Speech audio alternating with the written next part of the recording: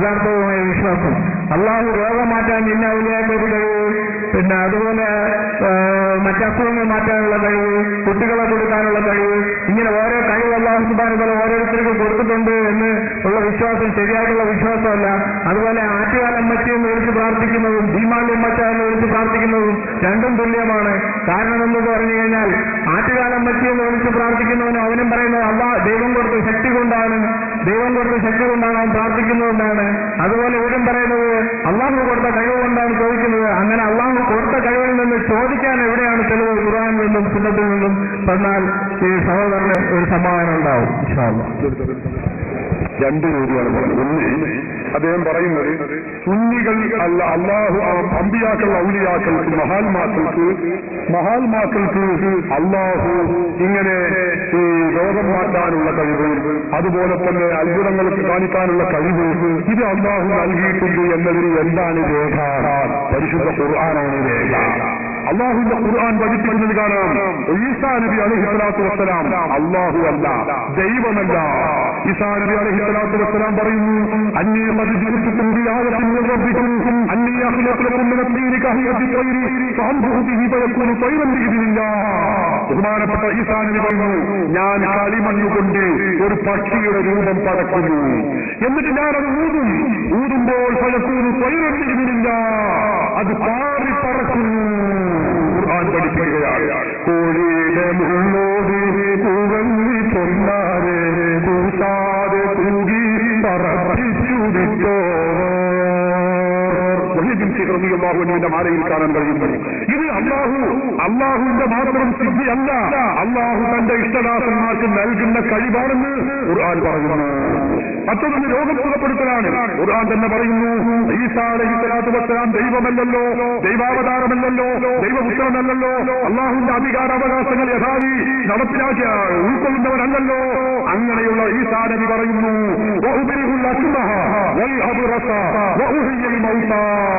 മഹാൻ പറയുന്നു, ഞാൻ വെള്ളപ്പാണ്ട്, കുഷ്ഠം പോലെയുള്ള മാറാവ്യാധി രോഗങ്ങൾ ചികിത്സകന്മാർ വൈദ്യശാസ്ത്രം ചികിത്സ കണ്ടുപിടിച്ചിട്ടില്ലാത്ത രോഗങ്ങൾ, ആ രോഗം ഞാൻ സുഖപ്പെടുത്തുന്നു.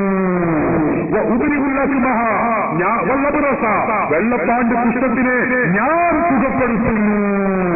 മഹാന്മാക്കൾക്ക് അല്ലാഹു ആ കഴിവ് നൽകുന്നു. മാത്രമല്ല മരിച്ചവരെ ഞാൻ ജീവിപ്പിക്കുന്നു. ആരാ പറയുന്നത്? അല്ലാഹു ജീവിക്കുകയല്ല, ഈസാന് പറയുകയാണ്, ഞാൻ ജീവിപ്പിക്കും മരിച്ചവരെ. അല്ലാഹു അല്ലാത്ത അവന്റെ ഇഷ്ടദാസന്മാർക്ക് അല്ലാഹു ആ കഴിവ് നൽകുകയാണ്. ജീവനിടിച്ചോവർ ചാകും കിലസത്തെ നന്നാക്കി വിട്ടോവർ. പറയുന്നു, ഇതൊക്കെ നടക്കുന്നത് എങ്ങനെയാണ്? അള്ളാഹു നൽകിയ കഴിവ് കൊണ്ടാണ്, അള്ളാഹുവിന്റെ കുതിരത്ത് കൊണ്ടാണ്, അള്ളാഹുവിന്റെ താല്പര്യമനുസരിച്ചാണ്. ഞങ്ങൾക്ക് ആർക്കും അത് തർക്കമില്ല. അള്ളാഹു ചെയ്യുന്നത് എങ്ങനെയാണ്? ജീവനിടിച്ചോവർ ചാകും കിലേശത്തെ നന്നാക്കി വിട്ടോവർ. എങ്ങനെയാണ് ചെയ്യുന്നത്? അള്ളാഹു നൽകിയ കഴിവ് കൊണ്ടാണ്. ചൊല്ലില്ല ഞാനൊന്നു എന്നോട് ചൊല്ലാതെ, ചൊല്ലി എന്റെ അമാനില്ലതെന്നോ പറയുന്നു. അള്ളാഹുവിന്റെ അനുമതി പ്രകാരമല്ലാതെ ഞാനൊന്നും ചെയ്യുന്നില്ല, ഞാനൊന്നും പറയുന്നില്ല. കുട്ടിയകത്തുള്ള വസ്തുവിനെ പോലെ കാണാൻ ഞാൻ നിങ്ങളെ നൽകാമെന്നോ. ഇത് ഞാൻ പറയുന്നത് അള്ളാഹു എനിക്ക് നൽകിയ കഴിവ് കൊണ്ടാണ്. അനുവാദം വന്നാൽ പറവാനാണെന്നോ. അള്ളാഹുവിന്റെ അനുമതി കിട്ടിയെങ്കിൽ മാത്രമേ ഞാനിതൊക്കെ പറയുകയുള്ളൂ. ഇതാണ് മുഹ്യിദ്ദീൻ ശൈഖ് പറയുന്നത്. അത് തന്നെയാണ് ഈസാ നബി പറയുന്നത്. വിശുദ്ധ ഖുർആൻ അത് വരച്ച് കാണിച്ച് നമ്മുടെ മുമ്പിൽ പറഞ്ഞു തരികയാണ്. പ്രവാചകന്മാർക്കുണ്ടാകുന്ന മുഅ്ജിസത്തുകളാണ് ഔലിയാക്കൾക്കുണ്ടാകുന്ന കറാമത്തുകളെന്ന് ഇബ്നു തൈമിയ്യ തന്നെ തന്റെ മജ്മൂഉൽ ഫതാവയിലേക്ക് കുറിച്ച് നമുക്ക് കാണാൻ കഴിയും. അപ്പോ അമ്പിയാക്കൾ, ഔലിയാക്കൾ, അള്ളാഹുവിന്റെ ഇഷ്ടദാസന്മാർക്ക് ഇതുപോലുള്ള അത്ഭുതകരമായ പ്രവർത്തനങ്ങൾ ചെയ്യാനുള്ള കഴിവ് അള്ളാഹു നൽകുകയാണ്. ഈ ഒരു കഴിവ് അള്ളാഹു നൽകുകയാണ് എന്ന വിശ്വാസത്തോടെയാണെങ്കിലാണ് അത് തൗഹീദാണ് അവരോട് ചോദിക്കുന്നത്. അതല്ല അവർക്ക് ദൈവത്വം കൽപ്പിച്ചുകൊണ്ട് ദൈവമാണെന്ന് കരുതിക്കൊണ്ടാണോ എങ്കിൽ എങ്കിൽ അത് ശിർക്കാണ്. ഞാൻ പറയുന്നതല്ല, നിങ്ങളുടെ മുജാഹിദ് പ്രസിദ്ധീകരണം അൽമനാർ തന്നെ വ്യക്തമായി രേഖപ്പെടുത്തി വെച്ചുകൊണ്ട് കഴിയുന്നുണ്ട്. ആ ദിവ്യത്വം കൽപ്പിക്കുമ്പോഴാണ് ശിർക്കാവുന്നത്. ദിവ്യത്വം കൽപ്പിച്ചിട്ടില്ലെങ്കിൽ, ദൈവമാണെന്ന വിശ്വാസമില്ലെങ്കിൽ അത് ഒരിക്കലും ശിർക്കാവുകയില്ല എന്ന് സമസ്തക്കാരായ ഞങ്ങളുടെ വാദമല്ല, മുജാഹിദിന്റെ വാദമാണ്. ഇതാ ഞാൻ കാണിക്കാം. നിങ്ങളുടെ സൽപ്പതി അൽമനാറിൽ വളരെ വ്യക്തമായിട്ട് തന്നെ നിങ്ങളുടെ സംസ്ഥാന നേതാക്കൾ ഈ കാര്യം വളരെ വ്യക്തമായി രേഖപ്പെടുത്തി വെച്ചതാണ്. ഇബാദത്തിന്റെ നിർവചനം, ആ ഇബാദത്ത് ആരാധനയാകൽ എപ്പോഴാണ് എന്ന് വിശദീകരിച്ചുകൊണ്ട് ഈ എ.പി. അബ്ദുൽ ഖാദർ മൗലവി എന്ന് പറയുന്ന മുജാഹിദുകളുടെ ഇന്നത്തെ ഏറ്റവും വലിയ നേതാവും അവരുടെ പരമോന്നത നേതാവുമായ എ.പി. അബ്ദുൽ ഖാദർ മൗലവി എഴുതിയത് നമുക്ക് കാണാൻ കഴിയുന്നു. എന്താണ്? അല്ലാഹു സുബ്ഹാനഹു മറ്റു ദൈവങ്ങൾക്ക് ആരാധന നിർവഹിക്കുമ്പോൾ അല്ലെങ്കിൽ വിനയം പ്രകടിപ്പിക്കുമ്പോൾ അവരോട് നടത്തുന്ന വിനയപ്രകടനം അത് ആരാധനയാകണമെങ്കിൽ ദിവ്യത്വം കൽപ്പിക്കണം. കേവലമായ വണക്കത്തിന് ആരാധന എന്ന് പറയില്ല. ദിവ്യത്വം കൽപ്പിക്കുമ്പോൾ നിങ്ങൾ അൽമനാർ, ഇത് അൽമനാർ മുജാഹിദിന്റെ മുഖപത്രമാണ്. അതിൽ പറയുന്നത് കാണാം. ഞങ്ങളെ വക പറയുന്നതല്ല, ഞങ്ങൾ ഈ പറയുന്നത് മുജാഹിദുകൾ വരെ സമ്മതിച്ചിട്ടുണ്ട്. അപ്പോൾ അങ്ങേയറ്റത്തെ അനുസരണവും താഴ്മയും അടിമത്തവും ഒക്കെ തന്നെയും വിവാദത്തും തൗഹീദിന് വിരുദ്ധവുമായി തീരണമെങ്കിൽ അതിന്റെ പിന്നിൽ ദിവ്യത്വ സങ്കല്പവും അതാ ദൈവമാണെന്ന് പറയണമെന്ന് ഞാൻ പറഞ്ഞു, വിശ്വസിക്കണമെന്ന് പറഞ്ഞു. സദകാരമുള്ള വിശ്വാസവും കൂടി ഉണ്ടായിരിക്കണമെന്ന് വരുന്നു. ഖുർആൻ വ്യാഖ്യാതാക്കൾ മുഴുവനും പല ശൈലികളിൽ ഇതൊരു നിബന്ധനയായി അംഗീകരിച്ചത് കാണാവുന്നതാണ്. ഇതാ ഞങ്ങൾ പറയുന്നത്, വെറുതെ പറയല്ല.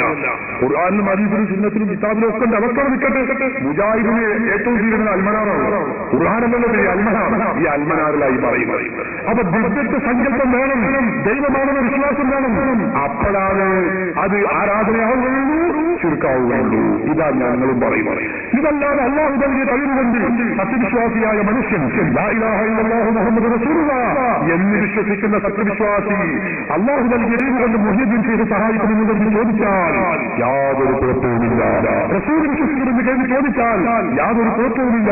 സഹോദര, നിങ്ങളൊരു കാര്യം മനസ്സിലാക്കണം.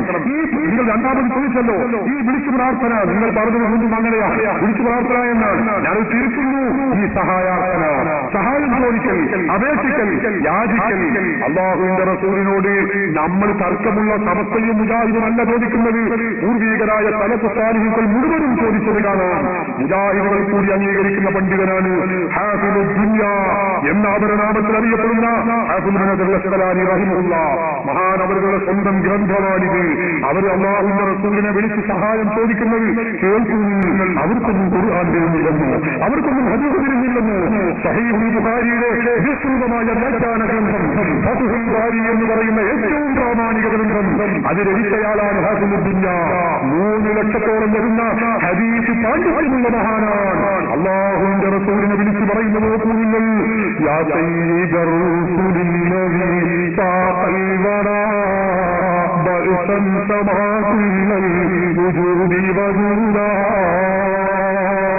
ലോകത്തിന്റെ നേതാക്കളിൽ നേതാവായ നബിയേ, നേതാക്കളിൽ നേതാവായ നബിയേ, മുസ്ലിങ്ങൾക്ക് നേതാവായ നബിയേ, ഹാദിഹി ഖിറാഅത്തു മുദ്നിബിൻ മുതമസ്സികി ബിബലായികും യൗമ കാന വലീദാ.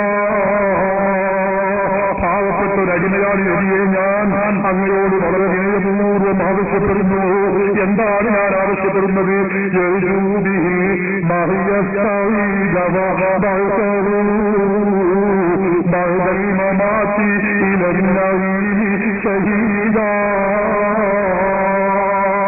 എനിക്ക് ഈ ലോകത്ത് നല്ല ജീവിതം ലഭ്യമാകണം, ആഖിറത്തിൽ സുഭിക്ഷമായ ജീവിതം ലഭിക്കണം നബിയേ, അതിന് ഞാൻ തങ്ങളോട് ആവശ്യപ്പെടുന്നു. ആരാണ് ആവശ്യപ്പെടുന്നത്? സമസ്തന്റെ പ്രസിഡന്റ് അല്ലത്. നിങ്ങൾ ഓർക്കണം, നിങ്ങൾക്ക് നിഷേധിക്കാൻ തള്ളാൻ കഴിയാത്ത പണ്ഡിതനാണ് നിങ്ങൾ.